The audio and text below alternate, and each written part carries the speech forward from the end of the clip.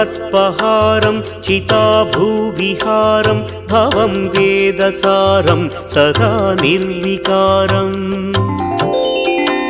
श्मशाने वसन्तं मनोजं दहन्तं शिवं शङ्करं शम्भुमेशानमीडे स्वयं यः प्रभाते नरः शूलपाणे पठे स्तोत्ररत्नं त्विह प्राप्य रत्नम् सुपुत्रं सुधान्यं सुमित्रं कळत्रं विचित्रैः समाराध्य मोक्षं प्रयाति।